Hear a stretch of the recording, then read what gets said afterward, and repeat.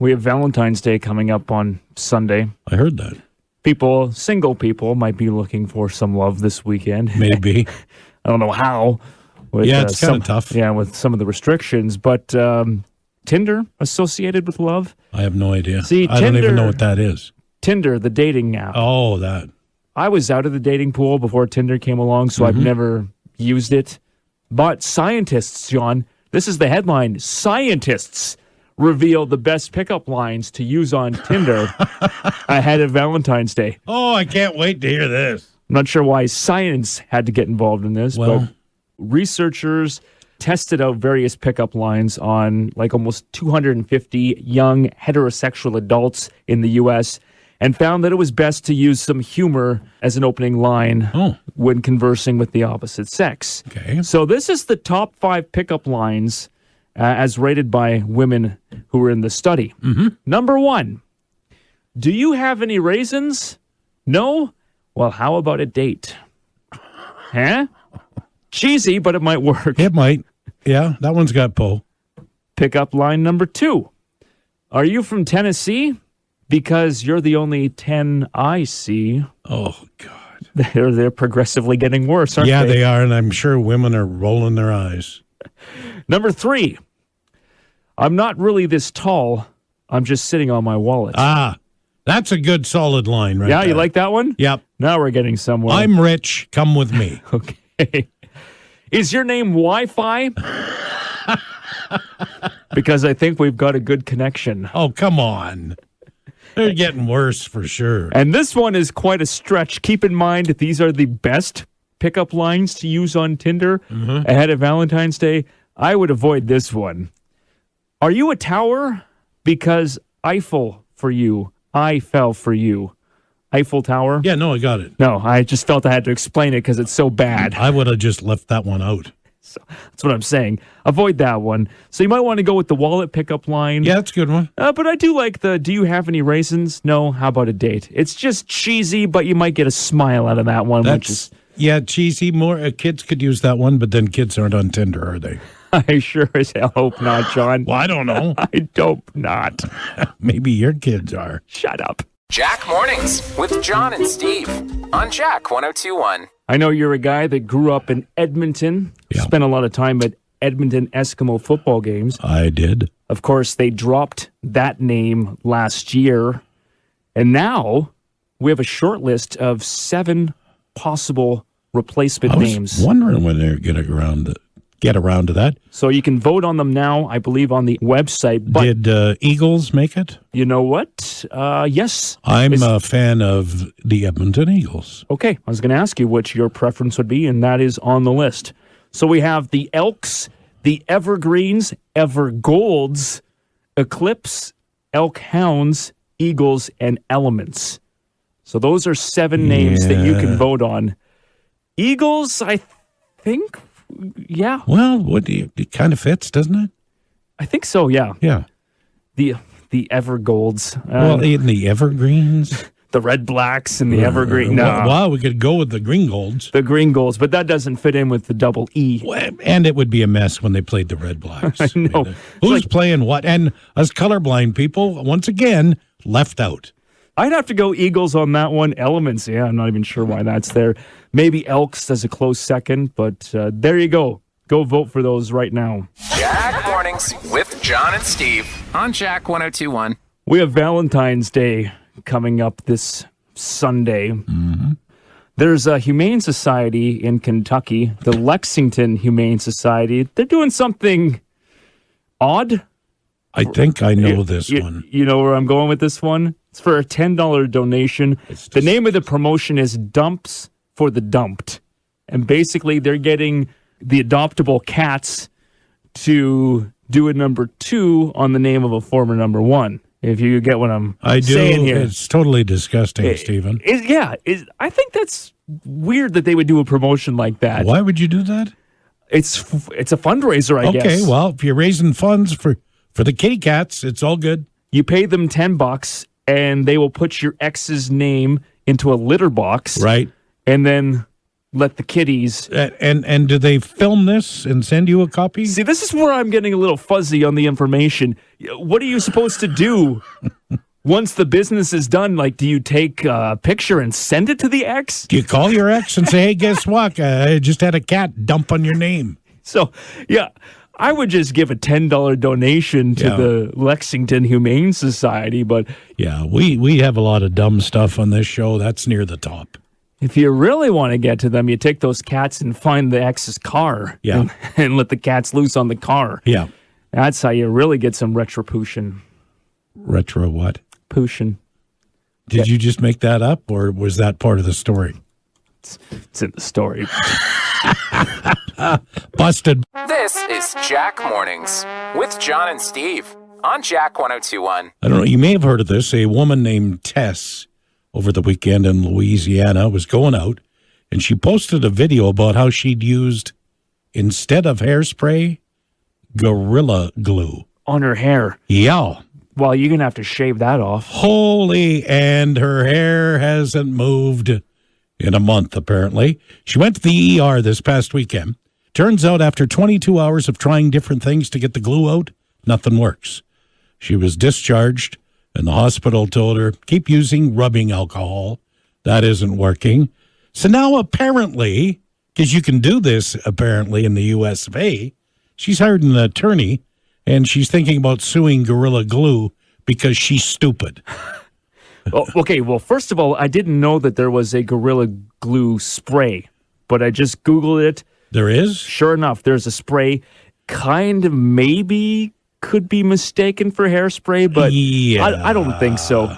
What hairspray product has a giant gorilla on the front of it? Well, exactly. And the label on the Gorilla Glue spray, it is spray, here it is right here, says don't use it on your eyes, your skin, your clothing, but it does not mention hair.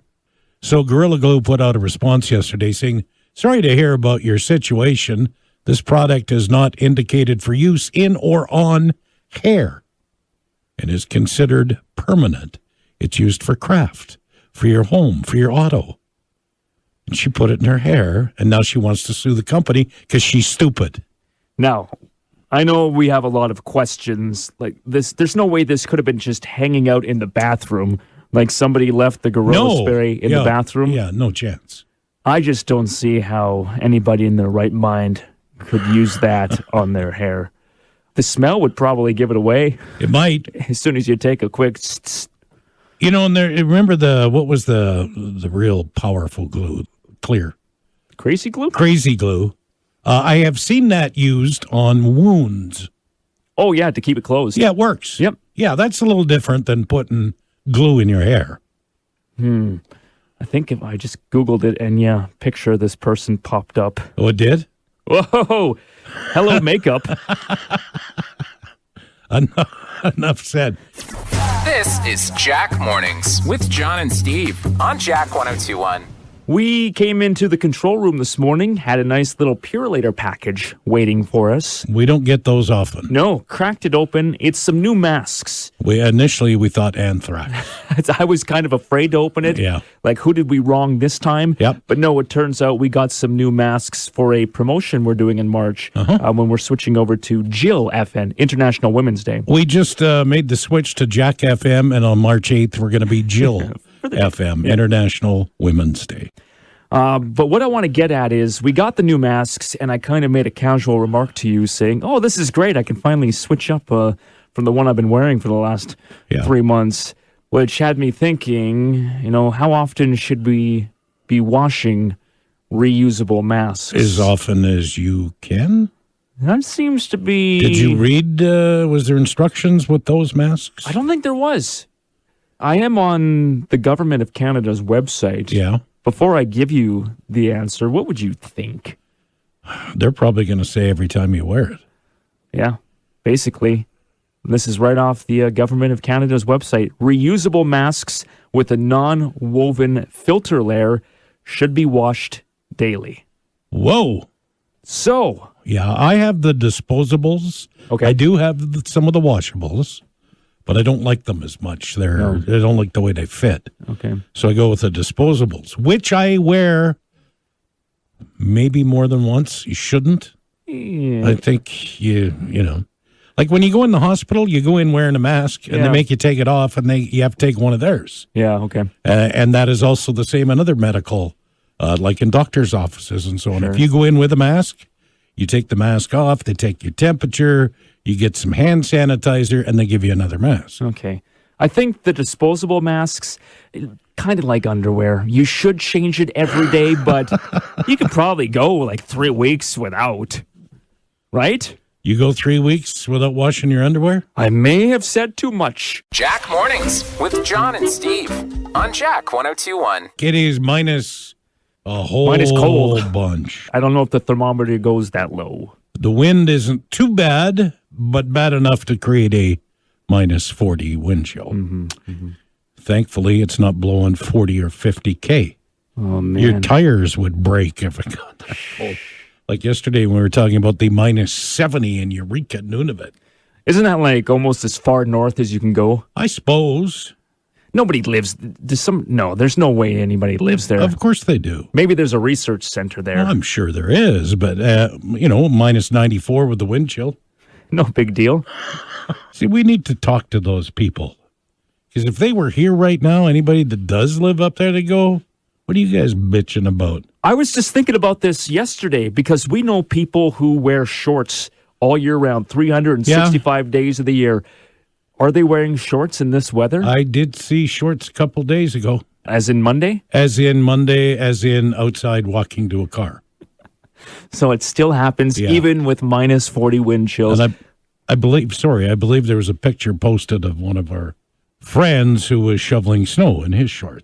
I'm getting a little chilly thinking about that. Well, I do it. You know me. I'm cold when I'm here. When I get home, first thing I do is put shorts on. Mm-hmm. And if I have to go to the door or run a quick thing out the back, the shorts are still on.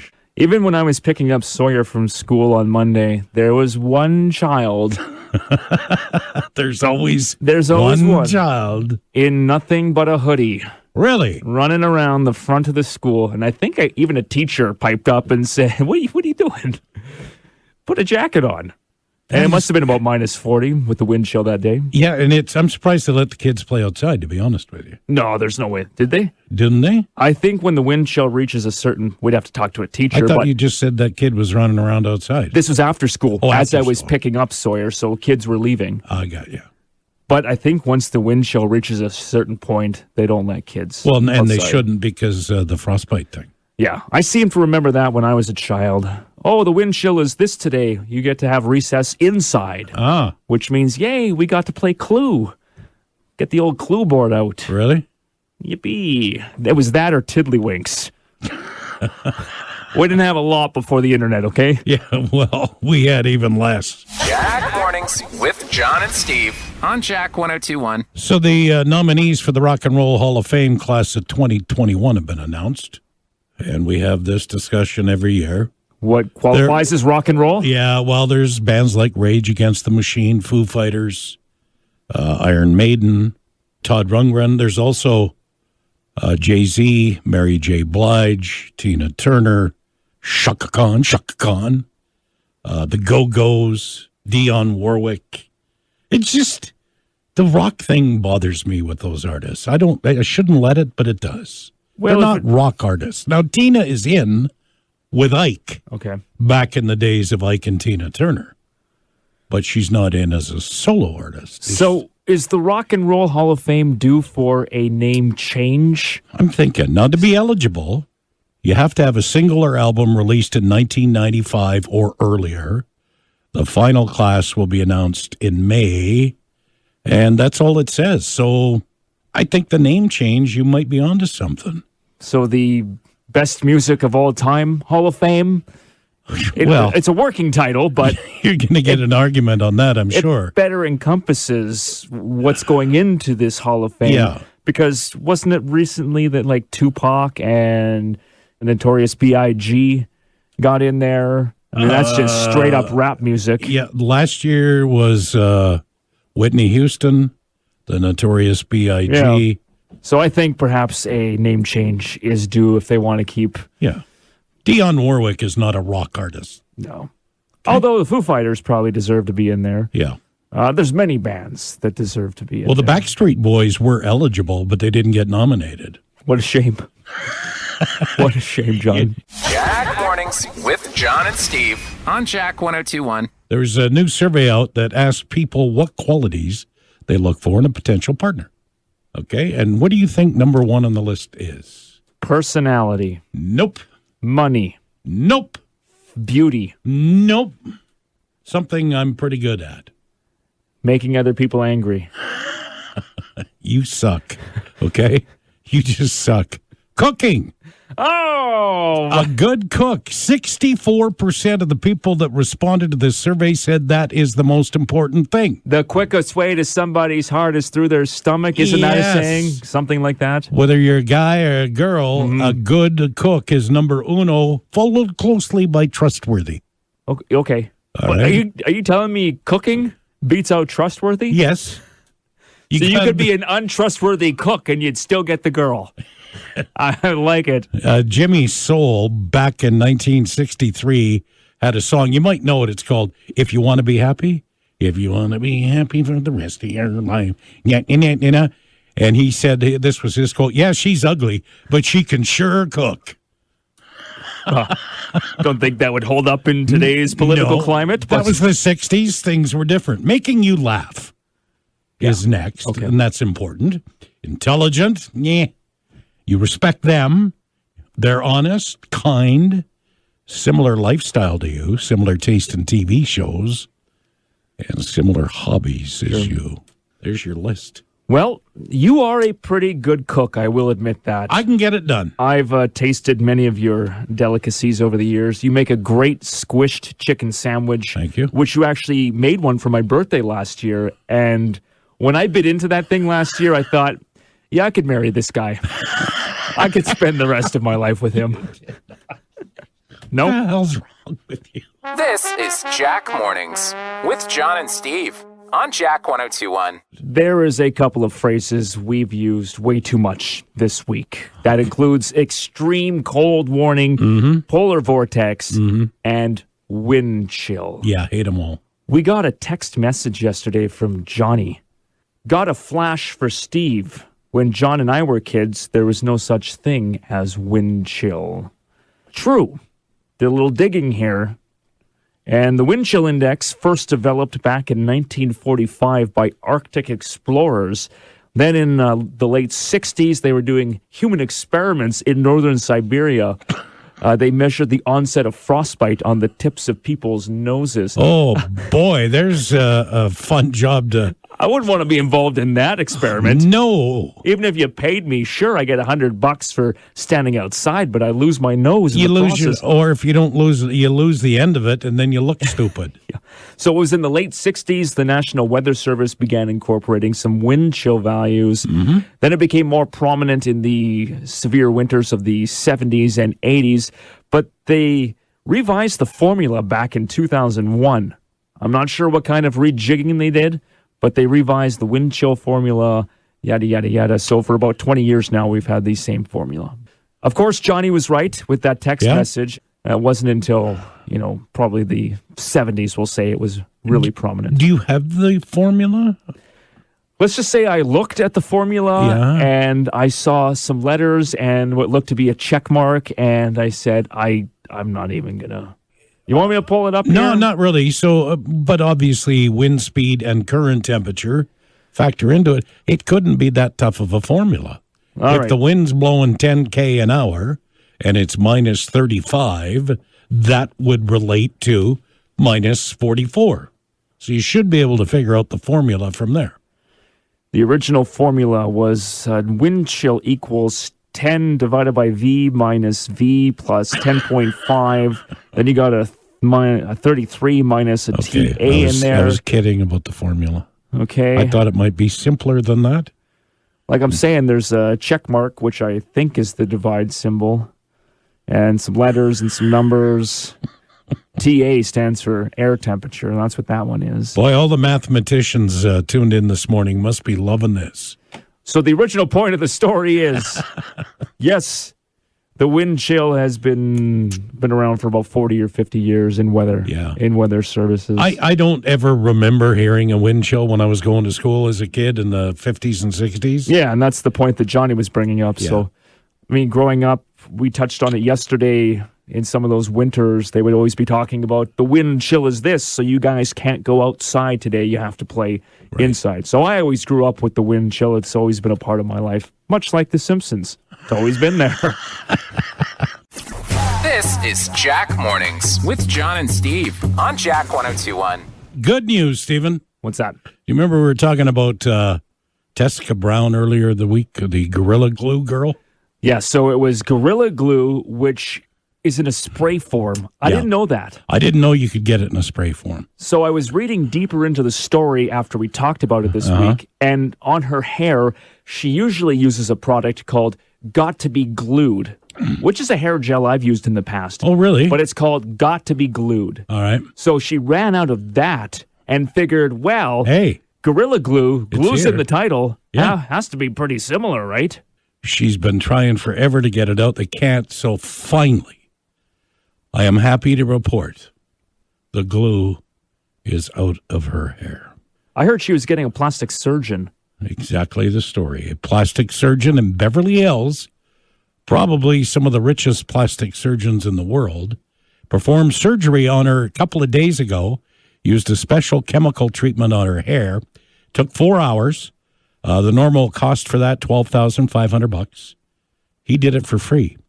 And it was all, when it was all said and done, he got out the glue that Tessica could not get out of her hair, and she should be good to go. And I'm sure she's learned her lesson. Of course, now that she's got all this attention, and if you think about it, you might know what's coming. There's plenty of idiots out there who want a piece of the action, which is why the Gorilla Glue Challenge Why did I know that was coming? has sprung up on social media. No matter what you do not participate in this one. One guy tried gorilla gluing a cup to his mouth, and now he may need surgery to remove part of his lip if this does not heal properly. Well, Why? it's good publicity for Gorilla Glue because you know the stuff works. It does for sure. And they're getting tons of free publicity. Yeah. But now people are applying this stuff to their body thanks to the girl that used it to hold her hair up. I just don't understand that. I thought it was weird back in junior high. There was a guy doing a mohawk kind of thing. Yeah. And he would use Elmer's glue. Really? Instead of hair gel, just straight up Elmer's glue in the hair to keep it spiky. A little spiky mohawk. Did they not have dippity-doo back then? They did, but apparently Elmer's glue, much better. People do use glue in certain situations. I wouldn't recommend Gorilla Glue because there's a big difference between Elmer's and Gorilla. Yeah. Jack Mornings with John and Steve on Jack 1021. Random Facts Friday. The 1956 Olympics were held in Melbourne, Australia, and Stockholm, Sweden. Stockholm was chosen to hold equestrian events because horses could not be brought into Australia under quarantine regulations. Quarantine regulations? Yes. No horses? Not in 1956. So you would bring your own horse to the event? I don't know much about riding horses No, or obviously equestrian. you don't, yes. Equestrian riders have their own horses. Say I ride the horse. Okay? Oh, my God. Well, okay. Okay, you ride the horse. So I'm a horse rider. Yeah. And I'm participating in the Olympics. Highly unlikely, but let's go with it. Yeah, in Spain. Okay. So I train all year long for 4 years in Canada. And when it comes time for the Olympics in Spain, I got to get my horse on an airplane and over to Spain? You do indeed. Holy! I never thought about something like that before. I would have just assumed that they provide the horses. Well, Ian Miller, I know this off the top of my head, great Canadian equestrian. He had Big Ben, I think, in 5 different Olympics. Would that not stress the horse, though, putting him on an airplane and shipping him somewhere? No, they're trained to. Are you sure? Yeah. I see how riled up you get on some of these plane trips to Mexico. THC, Steve. Oh, he's got some sedatives. Maybe that's what they do with the horse. Oh, man. Here, big guy, have this bag of oats. I've never seen you this excited over anything. I'm just learning about equestrian. That's one thing I had never thought about, is that Yeah. they have to bring their own horse Yeah, they do. to the event. That just seems like a big undertaking. It does. That I would just be like, all right, Big Ben, you're staying at home. They got Turbo over in Spain. I'm going to ride him for a while. Jack Mornings with John and Steve on Jack 1021. Well, you learned a little bit about equestrian horses last break. Mm-hmm. I'm about to teach you something else About that I just taught myself and probably most of the rest of the world. So there's a car that has 3 letters in it that's a German beauty. BMW. There you go. That's a German car. Yep. Okay, that I did not know. You didn't know Much like my horses, I don't know much about cars. or anything, as it turns out. All these years that auto's been built, we've been saying it wrong. BMW. Yep. We've been saying BMW wrong. Yes! I don't believe it. Really? What's the correct pronunciation? Okay, the correct pronunciation is, first of all, the last letter is not pronounced like a W. Actually, it should be pronounced BMV. And I have it for you right here. Have a listen. BMW. That's how you pronounce BMW. BMW. Now, you know, I've studied the Germans extensively in the last year. Don't forget I was a German pirate in the last Medisnap musical theater pantomime. We could never forget that. And you know what? Thinking about it, you have to change all the W's to V's in the German language. Oh! Where were you? Johnny, where were you? You were not there.